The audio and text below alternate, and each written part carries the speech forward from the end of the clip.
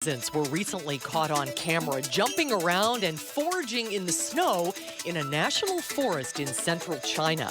The golden pheasants, or Chinese pheasants, are native to forests in mountainous areas in China and are a protected species. And finally, we end the week with Japanese snow monkeys relaxing with a dip in their own private hot tub. The monkeys soak in what's called an onsen. That's a Japanese hot spring. Since they have such heavy coats, they aren't soaking to keep warm. They seem to appreciate the onsen for its stress-reducing properties. Researchers studying the monkeys believe the primary motivation for these soaking primates is to ease their tension. This is the perfect way to end the week. And that's this week's edition of the News Hounds Now Update. Mark, that's going to be you on your cruise. That's going to be you. Soaking in the hot tub. Exactly. Getting rid of the tensions. All right, we'll see you in a couple of weeks. Thanks for watching. News 3 Now at 5 starts right now. And right now, we have live coverage from Indianapolis as the Badgers prepare to take on the Buckeyes. And students are protesting after Edgewood College removed a link to Planned Parenthood from their resources website. Plus, officials have identified the shooter at a Pensacola naval base as a student from Saudi Arabia. From the Channel3000.com Alert Center, this is News 3 Now at 5. Eric's off tonight. First, breaking news from the Channel 3000 Alert Center. The Department of Justice has identified human remains found in rural Adams County as those of a missing Dane County woman. DOJ officials say remains found on November 23rd are those of 24-year-old Anastasia Evans. Hunters came across the remains in a wooded area. Evans had been missing since May 4th. The investigation is ongoing. The Badgers and the Buckeyes have one more practice in Indianapolis before tomorrow's Big Ten championship game. Wisconsin's trying to win its first conference title since they beat Nebraska in 20-12, and they'll have to beat one of the best Ohio State teams in history to do it. Our Kevin Lewis joining us live now from Lucas Oil Stadium with more. Hi, Kevin. Every team in the Big Ten starts the season with the goal of playing that 13th game at Lucas Oil Stadium. Only two can do it. Now this afternoon, Wisconsin head coach Paul Chryst and Ohio State head coach Ryan Day were playing nice, doing the traditional trophy pose in Lucas Oil Stadium before the Buckeyes try to make it 3 straight conference titles. Wisconsin trying to win its 3rd overall and pull a massive upset. Spend less energy on worrying about them, and you better put all your focus and energy on your team. And how can we become the best team that we can be? The focus and energy has to be on how do you become the best you. You can see the finish line, and the goal and visual has been accelerating through that finish line, not pulling up here, because that's what great athletes do. That's what great teams do, is they accelerate at the end. Injury update, and it's bad news for the Wisconsin offense. Receiver A.J. Taylor out for tomorrow's game and the bowl game after suffering a knee injury against Minnesota. He had a touchdown catch against the Buckeyes the first time around. That's one less weapon for the Badgers offense as they get ready to take on the #1 total defense in the country, and Chase Young, who is the best pass rusher in the country, arguably the best defensive player in the country. Now, Wisconsin quarterback Jack Cohn said his mental clock will have to speed up tomorrow. Jonathan Taylor, the Wisconsin running back and Big Ten running back of the year, said they will have to win first down and stay ahead of the sticks. So Mark and Susan, they're going to have their hands full all the way around tomorrow as Wisconsin, #8 in the college playoff rankings, tries to upset #1 Ohio State in the Big Ten championship game tomorrow night, 7 o'clock at Lucas Oil Stadium. It's going to be exciting indeed. Kevin Lewis live in Indy. Thank you. Thank you, Kevin. The Wisconsin Department of Health Services is investigating multiple cases of adenovirus at college campuses around the state. The exact number of cases is not available, but officials at UW-Madison, UW-Oshkosh, and UW-La Crosse have been affected. Health officials say adenovirus infections commonly cause respiratory illness, and in some cases it can lead to pneumonia or death. Diarrhea and pink eye are also common symptoms. Students at Edgewood College are protesting after the school removed a link to Planned Parenthood from its off-campus wellness resources website. The removal follows a petition that earned over 15,000 3,000 supporters. Our Gabriella Becerra joins us with what action the students are hoping to see the school take. Gabby? In a letter to students, faculty, and staff, the Edgewood College interim president says she made the decision with the President's Council to remove the Planned Parenthood document from the school's website. This comes after an off-campus conservative student group created a petition which Edgewood College leadership says they have never seen. The interim president says the document was taken down, quote, in an effort to reduce Edgewood College's value as a weapon as this organization continues to attack institutions. Students at the protest today were asking for an apology from school leadership. At this point, obviously we want the link back up, but the more overarching thing is we want her to apologize. We want Sister Mary Ellen to say, I did something wrong, I overlooked this, I shouldn't have done this. We want her to take responsibility for what she's done and not hide from her students. The interim president added that the school continues to refer students to off-campus wellness resources in Madison. Gevlinger says the Planned Parenthood information is still available in printed form in the school's wellness center, and that information came from the interim president and was shared to in a letter to students, faculty, and staff on December 5th, the day before the protest. Gabriella, thank you. 2 of the teenagers involved in a high-speed crash in a stolen car this week are being held in juvenile detention. Prosecutors say they both have a history of car thefts, and a third has been released to their parents. This was the scene of the crash Wednesday. Prosecutors say one of the 2 being held had 2 other stolen key fobs on them at the time of the crash. They say the teens drove past a middle school at 60 miles per hour and were driving 80 down East Wash before the crash. The judge said it's difficult to imagine a more dangerous situation. The car involved in a shooting incident on the east side last night was found in Sun Prairie. Madison police say just before 9 p.m., witnesses reported someone in a black sedan shooting at another vehicle on Highway 151 at Nelson Road. That's about 2 miles from Easttown Mall. Police found several shell casings and found the car abandoned in Sun Prairie. Officials say the owner of the vehicle does not appear to be involved. Anyone with information asked to call Crime Stoppers. A rollover crash between a dump truck and a fuel tanker near Johnson Creek caused a propane spill early today. State Patrol officials say it happened on County Highway D, south of I-94. The DNR responded to the propane spill, and it's not believed to be a threat. One home was evacuated as a precaution. Both vehicles rolled over, and both drivers were taken to the hospital, but are expected to be okay. A group that supports Wisconsin school safety is drafting a letter in support of school resource officers. The letter is in light of recent violence inside schools, including a shooting at Waukesha South High School after a student threatened a resource officer with a pellet gun, and another shooting at Oshkosh West High School after a student stabbed an officer. Board members say resource officers foster relationships between students and staff. In the Waukesha case, those connections paid off. As far as the SRO responses to those types of events that happen throughout the state, I think it's a perfect example of see something, say something working, where the kids reported to the SRO what was going on, and the SROs were able to take immediate response to the information they were given. The group's letter supporting SROs will likely be sent to the governor's office, the Department of Public Instruction, and the Department of Justice. Students and community members are calling on UW-Madison leaders to commit to making clean energy changes.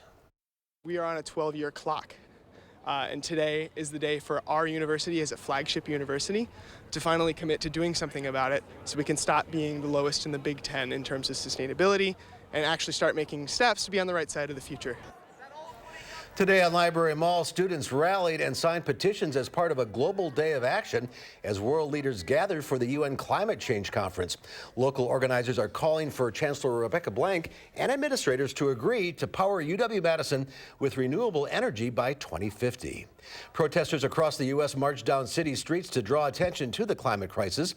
Climate activist Greta Thunberg made the trek to Madrid for that climate talk, urging world leaders that the issue can no longer be ignored. ignored. Leaders there are working to establish global rules to reduce carbon emissions set out in the 2015 Paris Accord.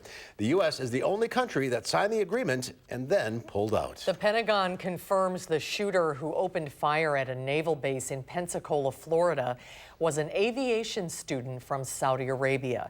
3 people plus the shooter were killed. 8 others were wounded. The FBI is now leading the investigation. When you have a foreign national involved, particularly in that part of the world, the investigation is obviously going to be different than if it were just somebody from a local community. Walking through the crime scene was like being on the set of a movie. President Trump says the Saudi king called to express condolences. There is no word yet on a motive. The shooter, Mohammed Saeed al-Shamrani, was part of a group of international students training at the base. Democrats on the House Judiciary Committee are working through the weekend, preparing for next week's impeachment hearing. The White House says it will not participate in the hearing, blasting the inquiry as, quote, completely baseless. Articles of impeachment could be drafted as soon as next week and could include charges of abuse of office, bribery, and obstruction. House Democrats have set the stage for a possible floor vote on impeachment before Christmas.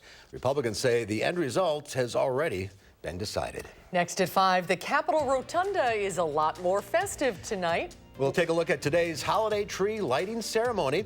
And there's more local news ahead. The granddaughter of a man murdered earlier this year is finding a way to heal by helping others. Her story ahead. I'm meteorologist Gary Cadolti live in Verona. Guess who's next to me? You know what time of year it is. Time to light the holiday tree. We'll be back live with the weather and the tree lighting in just a few minutes.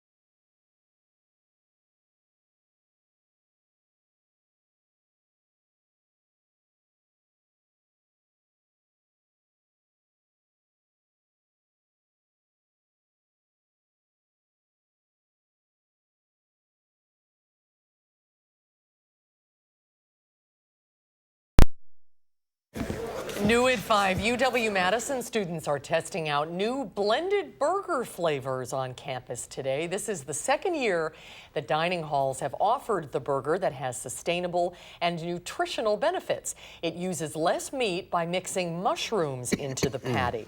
The taste test is between a Baja burger with pepper jack cheese and jalapenos, a breakfast bonanza burger featuring a fried egg, maple syrup, and a donut for a bun, and a Wisconsin 3 cheeseburger. The winner will be available as a normal dining hall choice. Now I'm hungry. Exactly.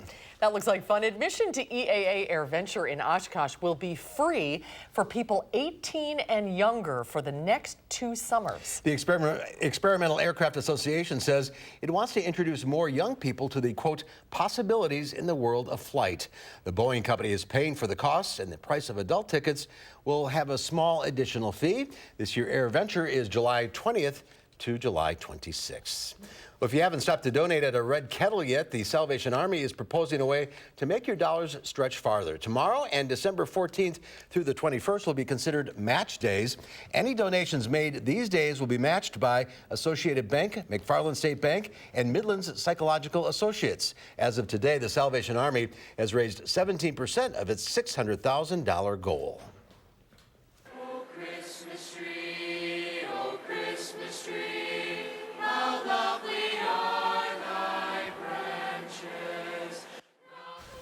Boy, if you're downtown this weekend, you want to go into the Capitol Rotunda and see the tree that was lit today. Governor Tony Evers hosted the ceremony this afternoon. The theme of this year's tree is Celebrate Science. It came from a farm in Medford and is decorated with more than 2,000 LED lights and ornaments made by Wisconsin school children. And boy, did our students deliver. From rocket ships and elements from the periodic table to butterflies and fish made out of painted water bottles, this tree is truly a celebration of science in Wisconsin. And the tree, as you know, has been subject of some debate. Governor Evers calls it a holiday tree. His predecessor, Scott Walker, called it a Christmas tree. I call it beautiful. Yes, either way. Another tree lighting ceremony today. Gary Canalti is live in Verona. Gary? Oh boy, it's that time of year. We're at Central Park live, ready to do the weather and ready to light the holiday lights here in downtown Verona. Now, I'm by the Verona Senior Center. This is hosted by the Chamber of Commerce. Afterwards, after we talk to Santa and we light the lights, there'll be a chance for the kids to meet Santa. He'll be here until about 7 p.m. And also there's a chili supper that's put on by the Verona Fire Department. And Resurrection Lutheran Church is also doing some caroling as well. So lots to see here. But first we have to get through the weather because the weather's been very nice recently. Unfortunately, that's going to change. Let's start out by taking a look at the holiday lights forecast. If you need to hang your lights up, this is the weekend to do it. I think the weather should be very nice. You'd have no problems either tomorrow or Sunday to light the lights, but things will change. In fact, as you take a look at the 3 things to know in the forecast, boy, it's, after a mild weekend, we're going to see a change toward colder weather and some snow on Monday, and then very cold Arctic air arrives on Tuesday of next week, and temperatures will be well below normal. Now, as we take a look at alert days that are in the forecast, we put them in for Monday, Tuesday, and Wednesday. Monday for some light snow, maybe a couple of inches of accumulation, especially north of Madison, and then Tuesday and Wednesday, it's going to be very cold. Highs only in the teens, nighttime low temperatures near 0, and wind chills down to 15 below 0 by Wednesday morning. Now, the snow that's expected will be heaviest in the northern part of the state, maybe 6 inches or more north of Wausau, about 3 to 6 inches through the central part of the state, but about 1 to 3 inches mainly from Madison northward, a couple of inches up toward the Dells, south of Madison, probably just a dusting at this point. Live view from the Edgewater Skycam in downtown Madison. You can see skies are generally clear right now. It's a very quiet night. Temperature today, a little colder than yesterday. We made it into the upper 30s. Low temperature this morning was 30. And right now our temperature has dropped off to, if we get the current temperature there, it is 31 degrees. Skies are partly cloudy. The air is calm, so there's no wind chill to speak of. So actually it's a pretty nice night. And as far as snow depth is concerned, Santa's going to love this graphic because you can see basically from Madison northward, it's solid snow cover. And as we zoom into southern Wisconsin, while there's very little snow from Madison southward, it's all snow to the north, so Santa will have no problems getting here. Our forecast for tonight, partly cloudy, a little colder, low at 22. For tomorrow, look for a mild day. Skies will be partly sunny. Our high temperature will top out at 40 degrees. And as we check out Weather Track, things will be very quiet. Look for clear to partly cloudy skies tonight. Temperatures will drop off into the low 20s. Tomorrow, we'll see plenty of sunshine. High temperatures will be up around 40. Tomorrow night, we'll see southerly winds picking up, and that'll keep temperatures in the 30s. And then Sunday, clouds will come in, but I think it'll be dry for most of the day. Maybe a shower late in the day with a high temperature in the middle 40s. Now, as we take a look at the extended forecast, well, you can see what happens. Those temperatures really start to fall off, especially as we head from Tuesday into Wednesday and Thursday. Highs only in the teens and nighttime low temperatures in the single digits. And then we'll see some chances for snow toward the end of next week. Now, I'm joined by good old St. Nick himself, Santa Claus, here in Verona. Santa, how are you doing? Real good, Gary. Thank you. Pleasure to be here. Now, you saw that graphic? You saw all the snow that's on the ground up from the North Pole southward, so you're not going to have any problems getting here this year. No problem at all, sir. No problem at all. We just have to keep it warm enough so the people will feel a little more comfortable, but really, we should have nice traveling weather for you, Santa. So now it's time that we light the holiday lights. So you're going to give us our countdown here, and we're going to light those lights, okay? Okay. Everybody ready? Everybody. Okay. 3, 2, 1. Happy holidays! Hey! Hey, good job, Santa. You did a good job this year. And thank you to all of the kids behind us. We got more caroling going on and the chili supper. And Santa, you'll be greeting kids all the way till 7 o'clock tonight. Definitely, yep. So if you haven't had a chance to come out here to Central Park, come on out, bring your kids here, and have the chili supper along with the Verona Fire Department. It's officially the season. I love officially the season. Good job, Gary. Thank you, Santa. I love all the kids. You're on TV, kids. There they are. Yeah. All Sure. right, next at 5, as more and more people are shopping online, a Google-owned company is working on solutions for more efficient deliveries via drones. Stay with us.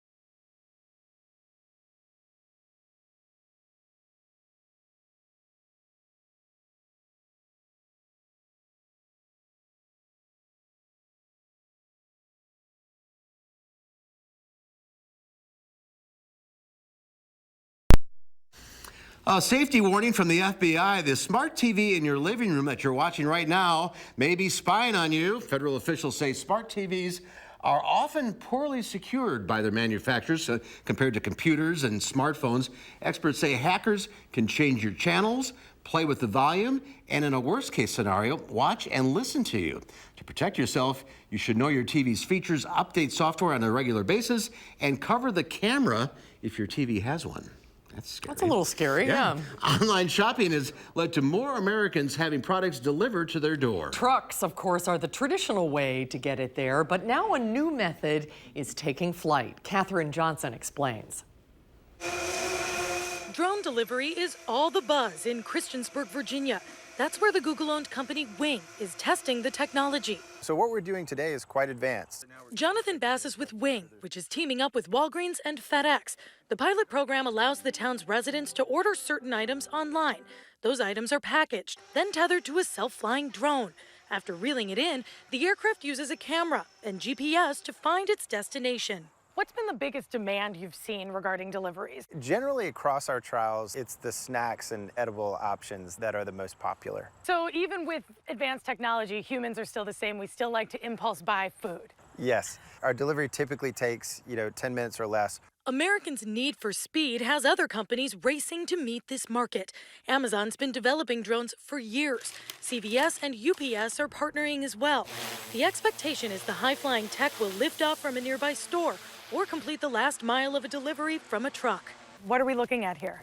So this is the nest. These are the charging pads in the aircraft. Right now, Wing is using this area as a launching pad. The drones can fly in a wide variety of weather. We don't fly in high winds above 20 miles per hour.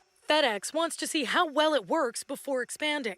This program has FAA clearance, but U.S. regulators are still developing rules for where and when the unmanned vehicles can operate across the country. We're in uncharted territory relative to designing and developing policy around, drones flying over people's houses in specific communities. So even though drones are making successful deliveries, it might be years before the technology takes off nationwide. Katherine Johnson, CBS News, Christiansburg, Virginia. The Wing drones are autonomous, but right now a supervisor monitors every delivery. The future, I guess. Yeah, brave new world. Another check of the weather when we come back.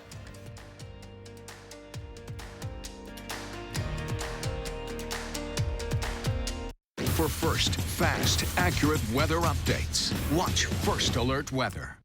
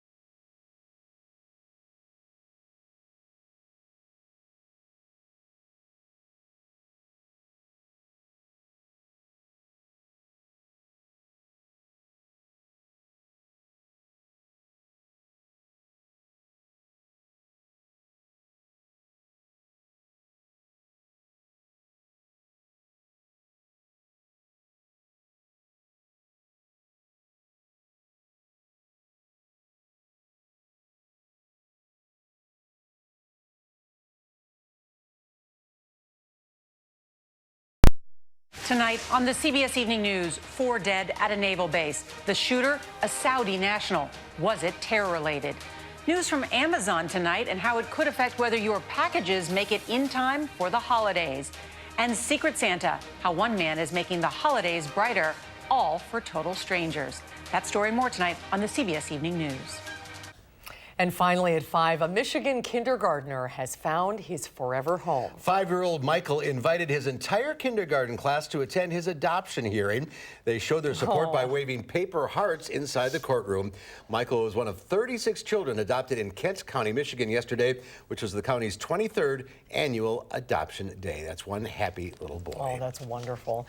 It's going to be a nice weekend. Dave's here while Gary's in Verona watching the forecast. Yeah, magically I appear at the end of every show. Hopefully I continue to have some nice weather like we're going to see this weekend. Temperatures have dipped into the low 30s and even the 20s a little bit farther north of Madison. So we'll be in the low 20s tonight, partly cloudy, a little bit colder than we've been used to. The 7 to 10 day forecast is showing that mild air sticking around for Saturday and Sunday. Sunday night is when we start to see some changes come our way with a slight chance of some rain showers, and then Monday we'll have some rain and snow showers, eventually changing to all snow.